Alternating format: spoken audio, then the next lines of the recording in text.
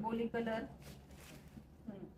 आणि त्याला अशी पिंक कलरची बॉर्डर आहे आणि मध्ये डॉलर बुट्टी आहे. त्याच्यावर म्हणजे असं गोल्डन कॉपर असे 2 कलरच्या बुट्ट्या आहे.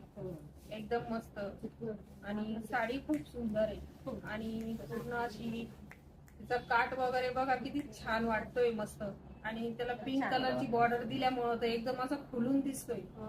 घातल्यानंतर तर इतकी मस्त छान दिसेल ना, एकदम सुंदर. पार्टी पण घालू एकदम छान कलर.